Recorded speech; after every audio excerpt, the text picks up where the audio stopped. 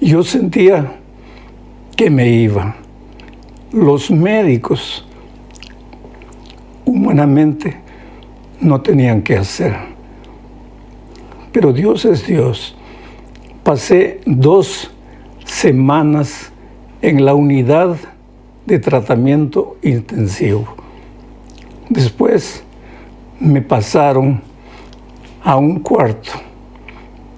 Y este último viernes me liberaron, salí. ¿Y sabe qué hora era? Era viernes, así cuando el sol ya se iba a poner. Es interesante, porque los pronósticos decían que todo el día sería nublado. Pero cuando aparecí en la puerta del hospital, porque finalmente los médicos me dieron de alta, el cielo se abrió y el sol brilló de una manera extraordinaria, como si Dios me sonriera y me dijera: hijo, una vez más has aprendido la lección de que aunque desde el punto de vista humano todo parece perdido, yo estoy presente. Entonces quiero agradecer a Dios, no porque simplemente me rescató de una situación tan delicada, sino porque hizo su soberana voluntad en mi vida.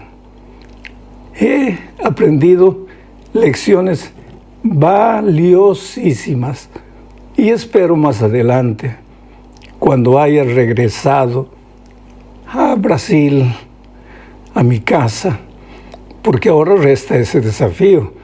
Necesito subir al avión, necesito estar con la oxigenación mínima para subir al avión.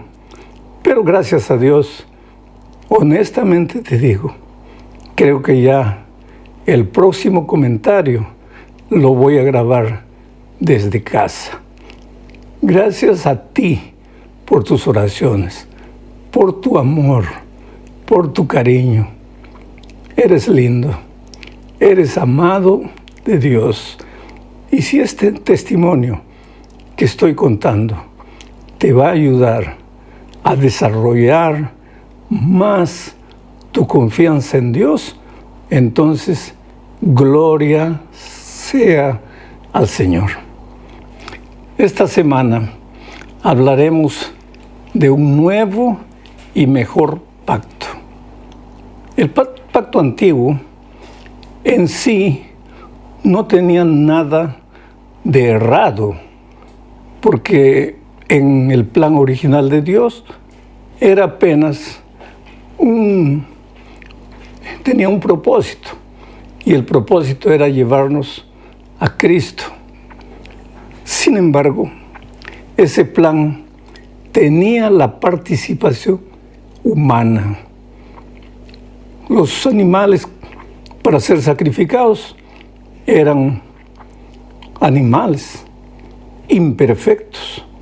Y aunque los israelitas escogían lo mejor que tenían por orden divina, los mejores animales, los más sanos, desde el punto de vista humano, perfectos, eran animales y eran imperfectos, porque eran solo un símbolo para enseñar al pueblo que el verdadero Cordero de Dios vendría y sería sacrificado por nosotros.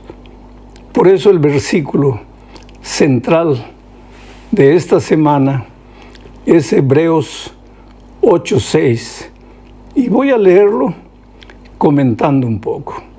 Dice así: pero nuestro sumo sacerdote ha recibido un ministerio mucho mejor. Está hablando de Cristo. Nuestro sumo sacerdote ha recibido un ministerio mucho mejor. Yo diría, un ministerio infinitamente superior, extraordinariamente sublime, porque Él era la realidad. Los animales eran apenas un símbolo.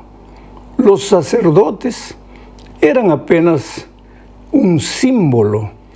Seres humanos, seres falibles, seres que hacían lo mejor que podían hacer, pero que ellos mismos necesitaban sacrificio por ellos. Por eso, el nuevo pacto, que es por gracia, no significa que el antiguo pacto, que también era por gracia, tuviera algo de errado en sí. No había nada, no había ningún problema. El problema es que en el antiguo pacto los seres humanos colocaron la mano. Y donde el ser humano coloca la mano, pues ¿qué dice la palabra de Dios? Hasta nuestras justicias, hasta lo que nosotros hacemos y nos parece bien, es como trapo de inmundicia. Entonces, por eso el ministerio de Jesús fue excelentemente superior. Ahora, sigo leyendo el texto. Dice, pero nuestro sumo sacerdote ha recibido un ministerio mucho mejor, pues es mediador de un pacto mejor, establecido sobre mejores promesas. ¿De qué promesas habla? Pues de la realidad, porque el primer pacto, donde había participación humana y de los animales, era apenas la sombra, era apenas el símbolo, apuntaba a la realidad que Cristo significaría, al Cordero de Dios que vendría y moriría por nuestros pecados. Sigo leyendo el texto. Si el primer pacto hubiera sido perfecto, dice Pablo, no habría sido necesario un segundo pacto. Yo saco una lección de aquí. Nada de lo que el ser humano hace es perfecto. Oh, querido, cuando las cosas no te salen bien, cuando tú luchas, te esfuerzas, te colocas en las manos de Dios, le pides sabiduría al Señor, le dices, ayúdame, que esto funcione. Estoy colocando todo en tus manos. Estoy pidiendo tu sabiduría. Asimismo, querido, tú eres ser humano y nada de lo que el ser humano hace es perfecto. Por eso necesitamos que, como Pablo dice, Cristo viva en nosotros, que Él nos lleve paso a paso. Si tienes que tomar en este momento una decisión importantísima en tu vida, arrodíllate, clama a Dios, suplica a Dios.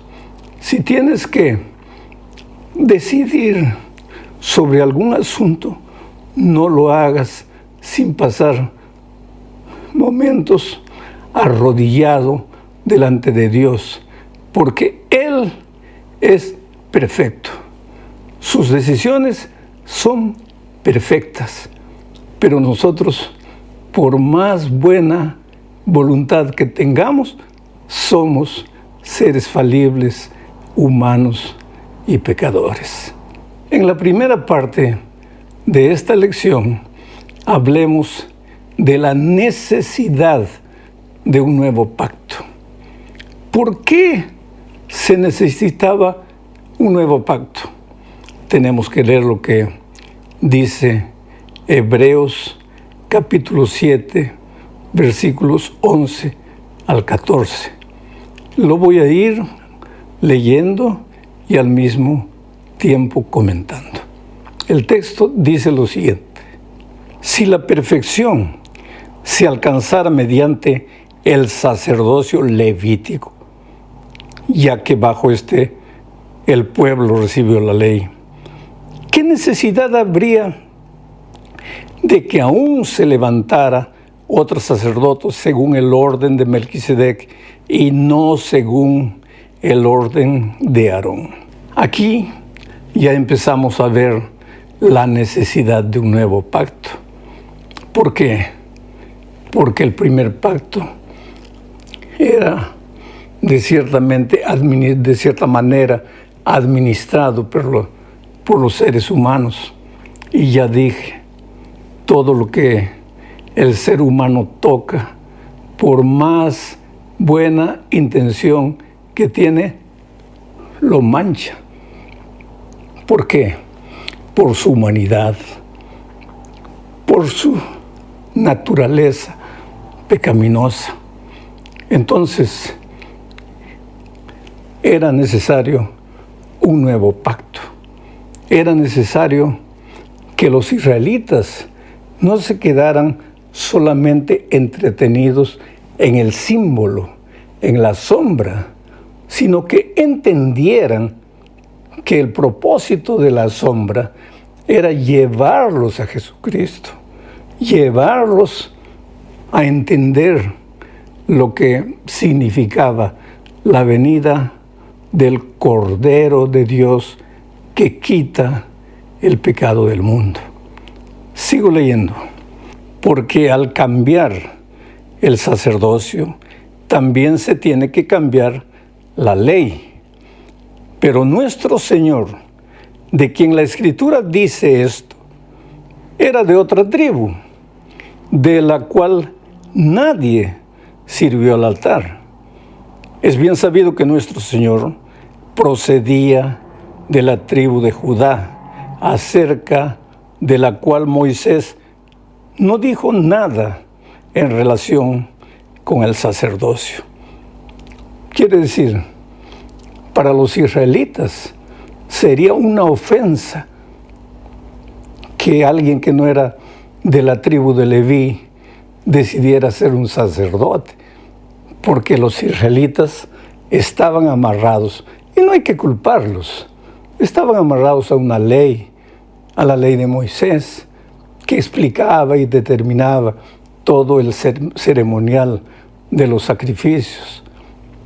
Pero Jesús es superior a todo lo que los seres humanos puedan pensar. Jesús era de la tribu de Judá, no tenía nada que ver con la tribu de Leví. Y aquí nuevamente hay una idea. Tus conceptos humanos, tus propósitos humanos, tu visión del mundo, de la vida, del cristianismo, tu visión humana, es humana, querido. No te amarres tanto a lo que está escrito en el cuerpo de tradiciones, de costumbres. Tú trata de hacer de Jesucristo el centro de tu vida y de tu experiencia. Sabes que a mí personalmente me entristece mucho que el pueblo judío, por más sincero, por más bien intencionado que fuera, se equivocó.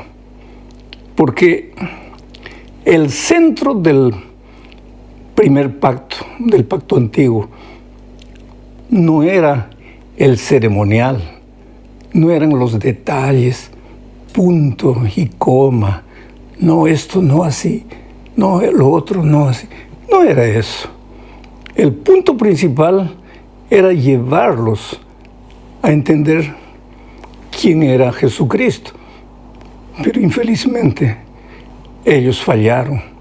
Por eso Gálatas 3, 23 al 27 dice lo siguiente: pero antes de que viniera la fe, estábamos confinados bajo la ley, encerrados para aquella fe que iba a ser revelada. Cuando se habla de la fe, aquí se está hablando de Jesús, el Cordero de Dios.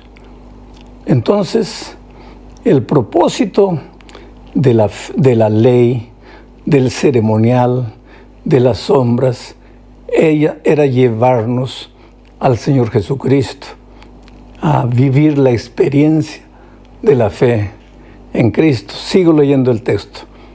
De manera que la ley ha sido nuestro tutor para llevarnos a Cristo, a fin de que fuéramos justificados por la fe. Pero al venir la fe, no estamos ya al cuidado de un tutor, pues todos ustedes son hijos de Dios por la fe en Cristo Jesús, porque todos ustedes, los que han sido bautizados en Cristo, están revestidos de Cristo. Tú te das cuenta, querido, que la ley, y cuando se habla aquí de la ley, se está hablando de todas las instrucciones divinas del ceremonial del primer pacto, pero también se está hablando de la ley de los 10 mandamientos. Y todo eso tenía como propósito llevarnos a Cristo, llevarnos a la experiencia de la fe. En ningún momento se dice que los 10 mandamientos ya no sirven.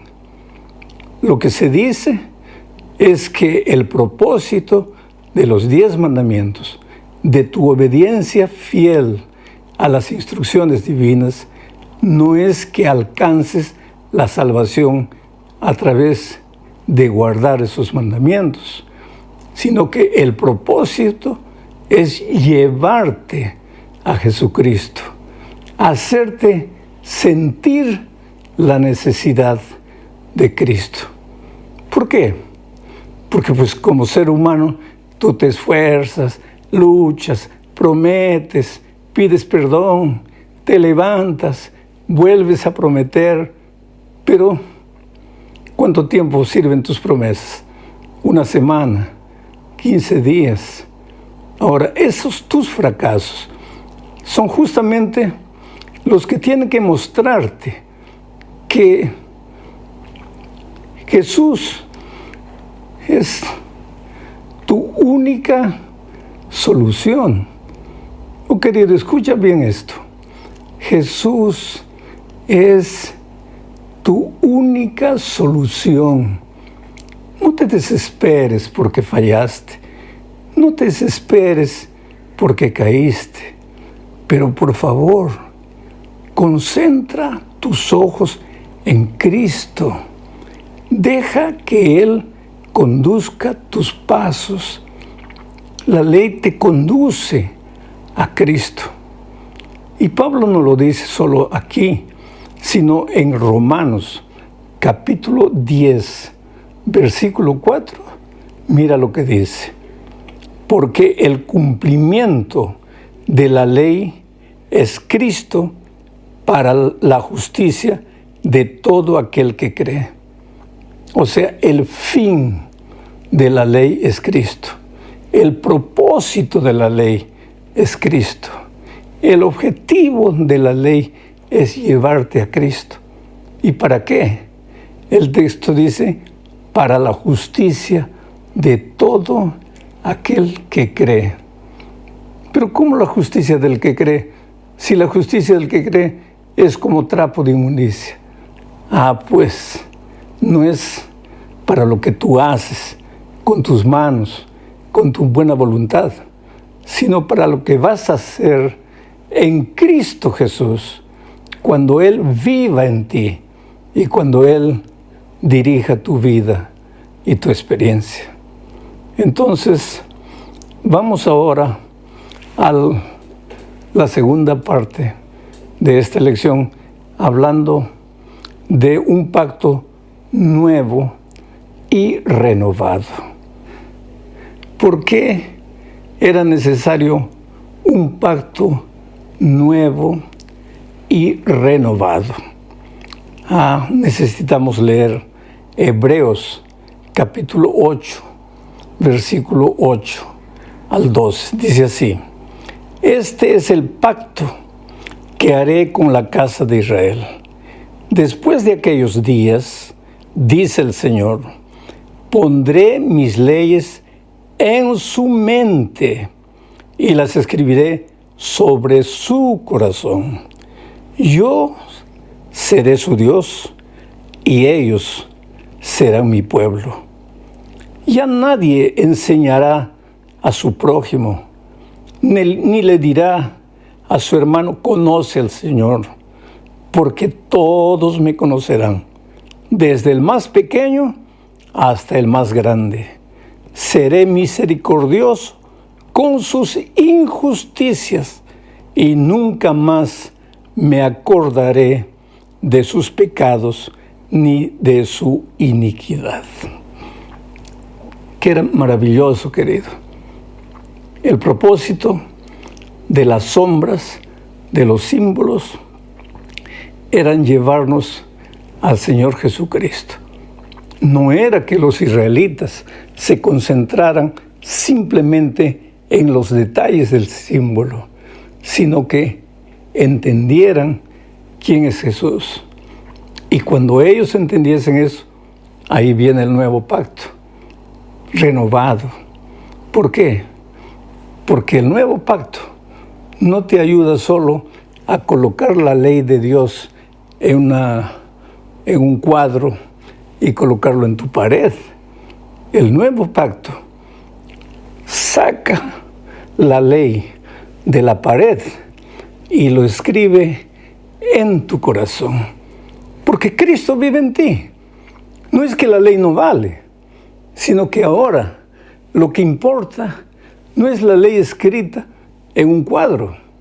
Lo que importa es la ley escrita en tu corazón. Tú haces las cosas ahora porque Cristo vive en ti. Entonces ya no hay necesidad de que nadie le esté diciendo al otro, tienes que cumplir los mandamientos, mira tu vida, tienes que seguir esto, tienes que hacer eso. Porque el Espíritu de Dios hace ese trabajo maravilloso en el corazón.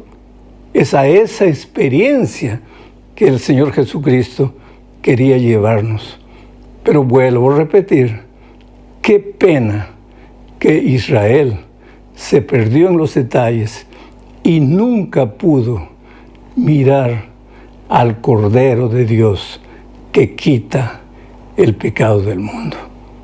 Mi amigo querido, llegamos al fin de este comentario, hablando de que el nuevo pacto resuelve los problemas del corazón.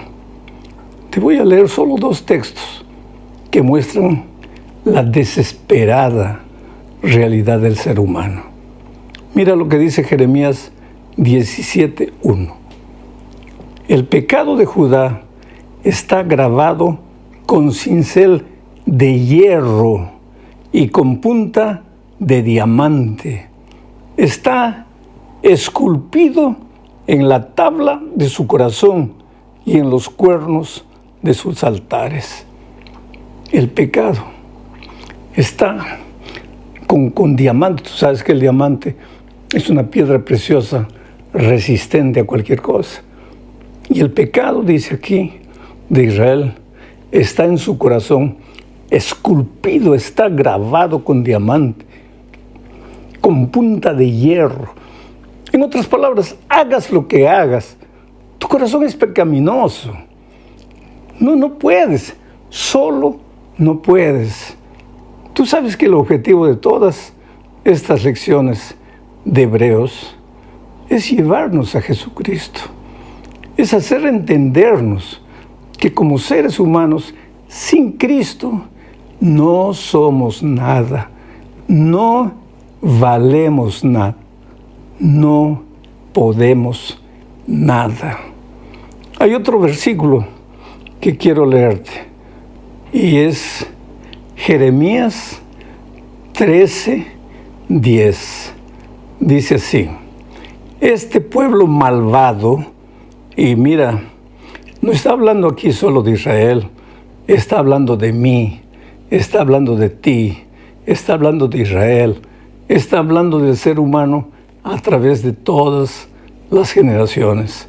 Dice, este pueblo malvado no quiere oír mis palabras, anda divagando en su corazón y va en pos de dioses ajenos para servirles y adorarlos. Oh, mi amigo querido, ¿cómo sería diferente nuestra vida si aprendiésemos con humildad, con mansedumbre, a seguir las instrucciones divinas para nuestra vida? Al casarnos, al abrir un negocio, al buscar un empleo, al tomar decisiones. Pero ¿qué dice el texto de Jeremías aquí? Que el corazón malvado del ser humano cierra sus oídos a la palabra de Dios. Quiere hacer las cosas como Él quiere. ¿Y cuál es el resultado? Dolor, sufrimiento, lágrimas. Mira, si estás viviendo un momento difícil en tu vida, pregúntate, ¿no será que tomaste una decisión llevado por tus conceptos, llevado por tus ideas, o hasta llevado por el consejo de otro ser humano? Y la palabra de Dios y los consejos divinos. Hay una cosa interesante. La palabra de Dios no siempre dice lo que tú quieres que diga. No siempre te aconseja de la manera como tú quieres hacer las cosas. La palabra de Dios está ahí, está escrita. Y a través del Espíritu te habla al corazón. Pero tú tienes que ser humilde, suficiente, para aceptar esas palabras y aplicarlas a tu vida. Pero te digo una cosa, si en este momento estás sufriendo por causa de un hijo, por causa de la situación de tu matrimonio, si estás ahogado de deudas o si has caído en la vida espiritual, no te desesperes. Dios te ama. Tú eres precioso. Dios te llama. Te suplica que vengas, porque lo que más quiere es que seas feliz viviendo la experiencia de la salvación, con paz en tu corazón, delante de las adversidades más crueles de la vida. Que no te desesperes, que no te sientas solo, que no te sientas abandonado. El otro día alguien me preguntaba, pero pastor, yo no siento que Dios me ama. Es que, hijo, tú no necesitas sentir que Dios te ama. Tú necesitas creer que Dios te ama. Yo siempre digo, ¿te acuerdas del paralítico en el tanque de Bethesda? Cuando Jesucristo le dijo, levántate, toma tu lecho y anda. Si el paralítico hubiera dicho, pero Señor, yo no siento que estoy curado, se hubiera quedado paralítico para el resto de su vida. Pero aunque no sentía, él creyó y entonces se levantó y anduvo. Tú, no importa cuál es el momento que estás viviendo, por favor, no quieras sentir, porque el corazón humano es traicionero. Cuando estás mal, te hace creer que estás bien, te hace sentir que estás bien. Y cuando estás bien, te atormenta y te hace sentir que estás mal. Por eso olvídate. El diablo es terrible. Te hace caer, después es el primero en venir y te habla al oído. Estás perdido, ya no hay esperanza para ti. Abandona la iglesia. ¿Para qué? Nada de esto sirve. ¿Cómo nada de esto sirve, querido? Claro que sirve. Tienes que aprender a salir de las sombras, de los símbolos, del ritual, del ceremonial y concentrar tu atención y tu vida en Cristo. Qué bueno que me acompañaste en el estudio de esta lección. Una vez más, muchas gracias por tus oraciones. No sabes cómo me hizo tan bien saber que la Iglesia Mundial estaba orando por mí. Yo leo los comentarios que tú escribes en la lección de la escuela sabática, en mi explicación, y encuentro personas que dicen: pastor, ore por mi hijo, ore por mi hija.